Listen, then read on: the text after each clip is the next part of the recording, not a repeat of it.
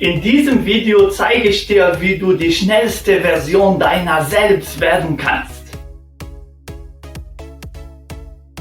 Schnelligkeit ist eine der 5 motorischen Grundfähigkeiten neben Ausdauer, Kraft, Beweglichkeit und Koordination.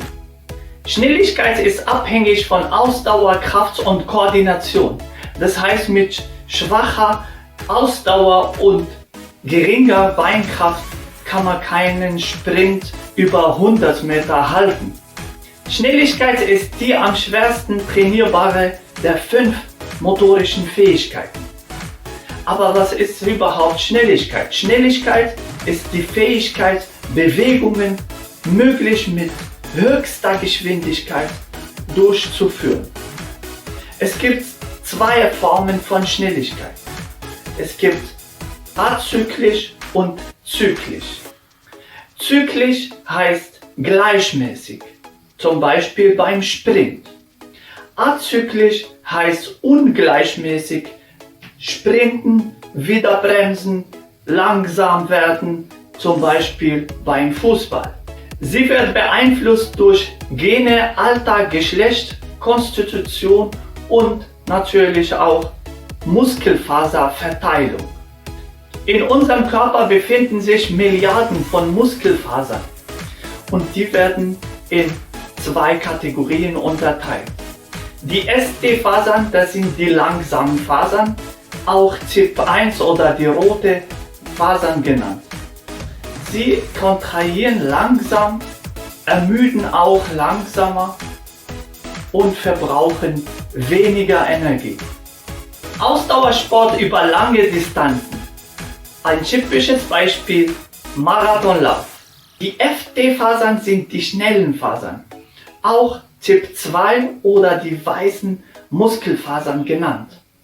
Sie kommen bei schnellen, explosiven Kraftbewegungen zum Einsatz, um maximale Leistungen zu bringen und natürlich ermüden ganz schnell.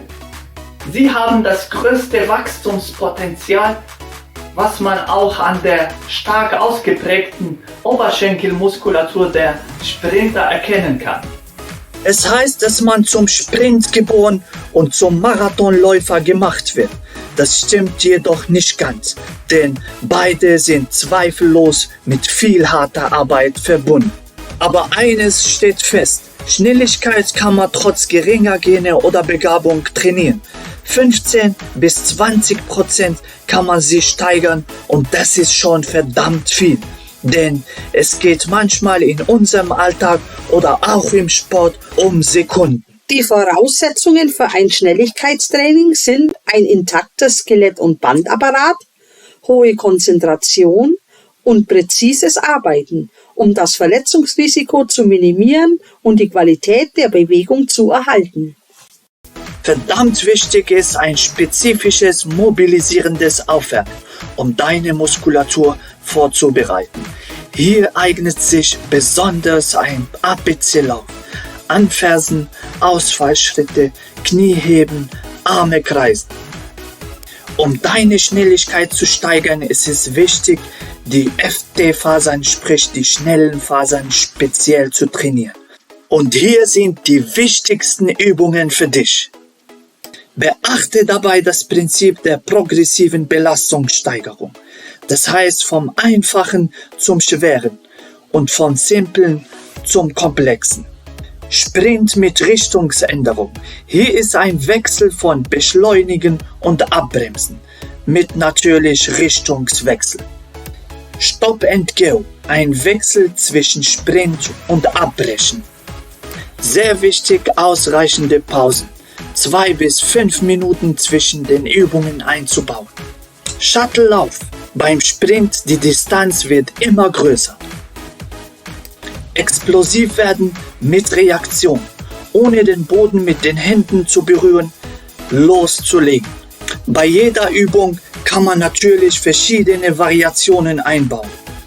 Eine körperliche oder geistige Ermüdung beeinflusst die Schnelligkeit negativ. Kurzum, um deine Schnelligkeit zu steigern, beachte Folgendes: Sprint, Krafttraining, hochintensives Intervalltraining, deine Technik beim Laufen und natürlich auch die Reaktion. Ich hoffe, ihr könnt von meinem Video etwas mitnehmen für eure Sportarten. Schnelligkeit sollten wir in unserem Alltag so gut es geht vermeiden, denn sie bringt Stress und Hektik. Aber im Sport bringt sehr viel und ist von großer Bedeutung. In diesem Sinne, liebe Freunde, ganz schnell abonnieren, ganz schnell kommentieren und ganz schnell weiterempfehlen. Für mein Video gilt Daumen hoch, für euch Hintern hoch, euer Mord.